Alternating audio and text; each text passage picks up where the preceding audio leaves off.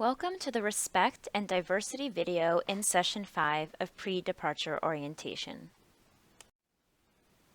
During this video, we will address mutual respect, diversity, the practice of inclusion, and provide you with some information for communication that can be applied during the fellowship.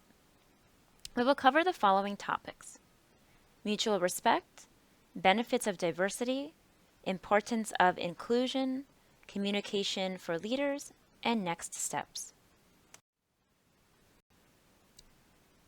First, let's discuss mutual respect.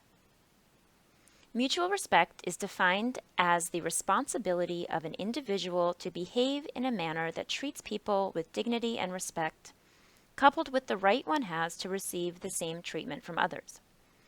As a leader and CSP fellow, it is important that you understand mutual respect for your own professional benefit and be able to model the behavior for those around you. CSP promotes a climate of trust and mutual respect. We expect that each fellow, all of you, respects the worth, dignity, potential, and uniqueness of each individual. We empower, support, and listen to each other and encourage teamwork to achieve our common goal. So what are the expectations during your fellowship? As a leader, it is important that you are open to learning from other points of view and approaches. You are expected to be respectful of opposing viewpoints and be able to diplomatically and tactfully communicate with others who do not share your beliefs. All fellows should be respected and respect others regardless of their religion, race, disability, sexuality, gender, or socioeconomic status. Let's review the benefits of diversity, which many of you are very familiar with.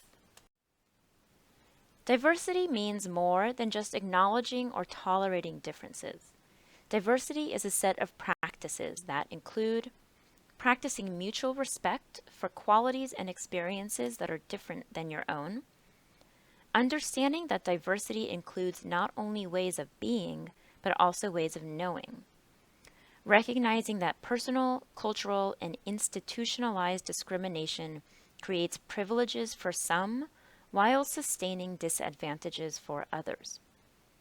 And building alliances across differences so that we can work together to eradicate all forms of discrimination and bias. Let's discuss aspects of diversity in the United States. As many of you know, the United States is an incredibly diverse country and includes individuals with a range of political, religious beliefs, physical abilities, sexual orientations, and gender identities, to name a few of our diversity factors. In the U.S., diversity is taken into consideration across a range of sectors and policies. During your participation in CSP, you will meet and collaborate with a diverse and varied group of Americans and CSP fellows from across the world. The individuals you meet will be different from you. They may be physically different or hold beliefs that are not aligned with those that you value. However, the fellowship acknowledges and embraces these differences and aspects of diversity and asks you to do the same.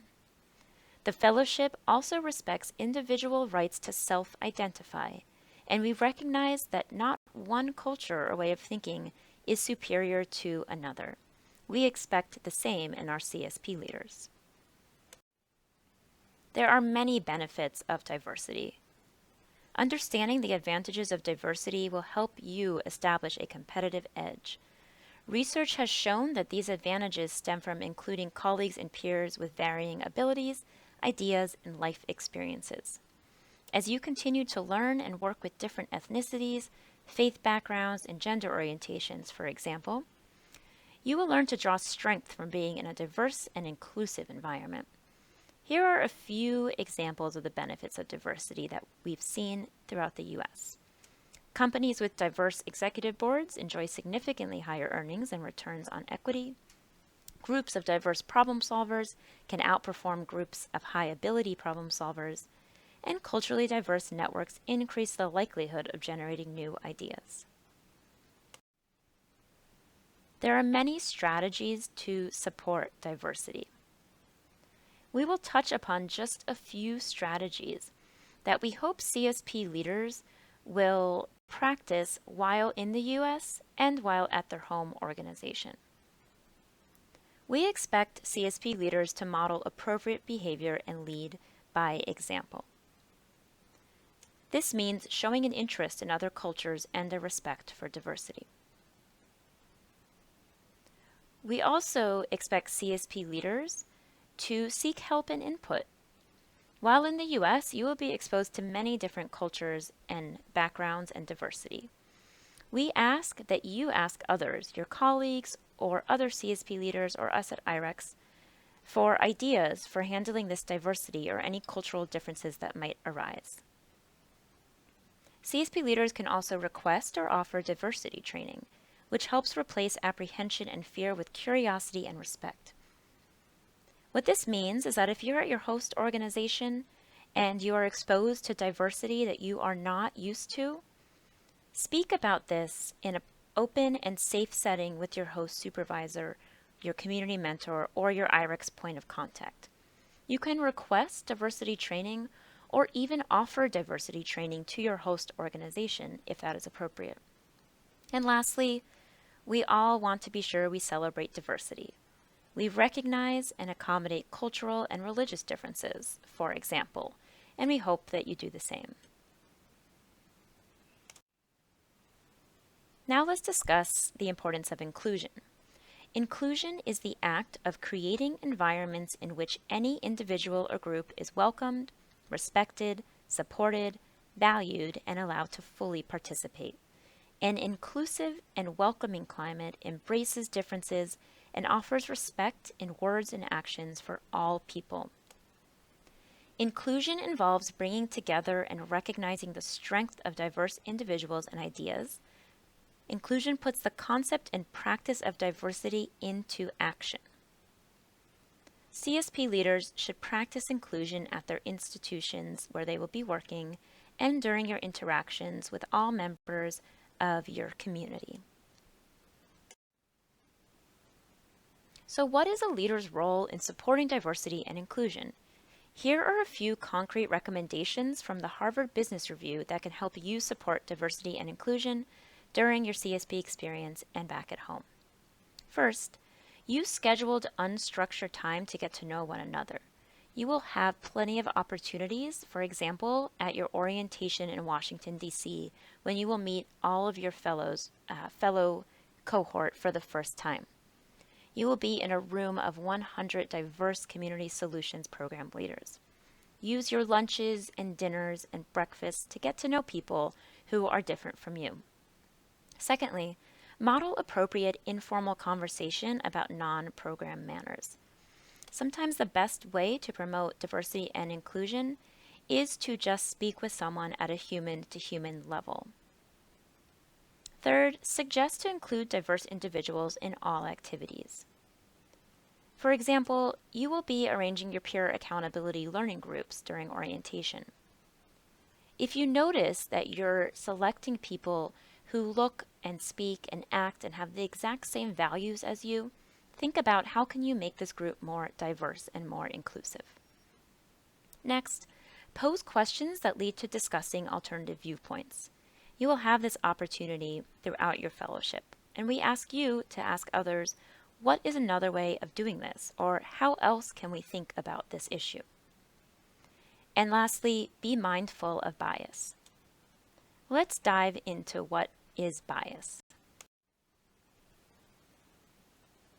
Leaders must learn to recognize bias and offer solutions to resolve complex and sometimes uncomfortable situations that can occur from cultural misunderstandings. Here are some examples of bias. And we all have bias. This is preferring something over another. For example, the assumption of superiority. One example of this could be, I am better than you because I am older than you. This is making the assumption or having the bias that because you're older, you are naturally better. Another example is the assumptions of correctness.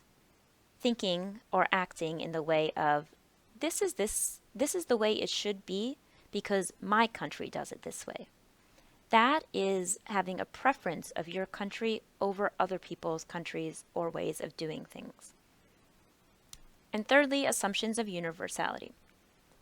For example, everyone should think like me because. This way of thinking cuts off the possibility of other options and is a way of being biased towards your own way of thinking versus others' way of thinking. So how can we avoid bias? A good quality in a leader is being able to recognize their own biases. Everyone has them, and identifying bias in various forms of communication is the first step in being able to take steps to eliminate it. The second step is being comfortable asking questions. Let's briefly go over some tips for avoiding bias. First, avoid using generalizations. While you are on CSP, you will be an ambassador for your country. You might meet Americans that have never met anyone who is from your country or who looks and sounds like you. Avoid using the language of all or never when describing a situation or a group of people. This will help others understand the nuances and diversity in people, for example, from your country. Use sensitive language. This will come into play in the United States and possibly in your own country, for example, around gender and gender identity. For example, instead of calling someone he, you can ask, what pronoun do you prefer, and not make the assumption that they prefer the pronoun that you would place on them. Third, be aware of your own bias as we mentioned. Avoid using statements based solely on your personal experiences, and avoid beliefs about specific populations. It is best to always ask questions and to be open and curious while on the CSP experience and after. Now let's briefly talk about communication, which is the most important key to a leader's success, especially on the CSP program. As you grow as a leader, you must learn to be an effective, compelling communicator, which many of you are and have been practicing. Communication is key as we collaborate across cultures. First, knowing yourself and practicing self-awareness, which means reflecting and thinking critically about your own cultural biases, is important. It is very hard to communicate effectively if you do not fully understand yourself and where your views are coming from. Secondly, be aware of others. Be mindful that your assumptions or interpretation of a given culture might not be accurate or applicable in a given context. And third, bridging skills. This means seeking out new cultural experiences, specifically cross-cultural interactions, which you'll have many opportunities during your fellowship. Let's talk a little bit more about intercultural communication. Intercultural communication requires an understanding that different cultures have different customs, standards, social norms, and even thought patterns. Here we have listed some of the leadership skills needed for effective intercultural communication. Knowledge of cultures, organizations, and institutions, history, and general way of living of different communities and nations. For example, before you come to the U.S. and after you know your U.S. host city, research this city and talk to your community mentor about what the culture is like. You can also practice intercultural communication by recognizing how a culture can affect communication and language, by understanding the conventions that may govern behavior in certain specific intercultural environments, being aware of your own and other people's beliefs and values, and willing to recognize when these might clash. And of course, being sensitive towards cultural stereotypes that might affect or interfere with intercultural communication. We ask that you use communication skills. For example, don't be afraid to start a conversation and ask questions to gain more information about a situation, culture, or person. It is always better to ask questions rather than make assumptions. If you ask a question or are talking to someone very different from you, be sure you listen carefully and check understanding regularly during the course of a conversation. Sometimes you will need to adapt your behavior and to not always expect others to adapt to you.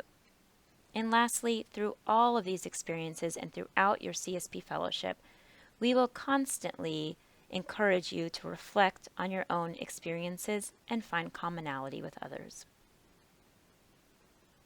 As you move through your fellowship and in other parts of your life, you will also notice some conflicts arise. Next, we will very briefly discuss conflict resolution and provide you with some steps for resolving conflicts. We will only briefly touch upon this because we will have a course which will focus more on conflict resolution. Conflict is any situation in which your concerns or desires differ from those of another person. Throughout your experience in CSP, you may come into conflict with one or more individuals. Here are some reasons that conflicts could arise. You might have different points of view. You might also communicate very differently in your home context than in your U.S. community.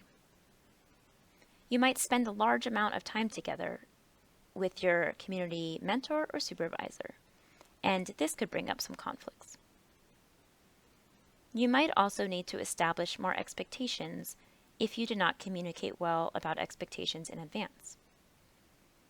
Here in CSP, we see conflict as natural and something that can be very positive. Again, we will talk more about this during your fellowship, but here are a few quick tips. Do understand that conflicts are inevitable. We ask that you resolve conflicts, focus on the problem, and be open to solution. Acknowledge how others are feeling and listen actively. We do not encourage you to ignore a conflict completely or to focus on a personality trait that cannot be changed. We do not encourage you to disregard the feelings of others, to allow emotions to overwhelm the conversation, or to impose your values or beliefs on others. To resolve conflicts, it's important to clarify what the disagreement is about, establish a common goal, discuss openly and honestly ways that you can meet a common goal, determine if there's barriers, agree upon the best way forward, and then to acknowledge the agreed solution and determine the responsibilities. We expect you to be a leader in resolving any conflicts that arise, and to see conflicts as not negative, but as an opportunity to grow and to understand other points of view and ways of being. Finally, it's important to remember that practicing mutual respect of one another, recognizing diversity, practicing inclusion, and learning to communicate effectively across cultures is an opportunity to gain understanding, increase acceptance, and add value to your fellowship experience. We know that many of you are skilled in everything that we have discussed, but there's always room to grow, to share your knowledge and expertise with others, and to promote a more diverse and inclusive environment throughout your CSP fellowship.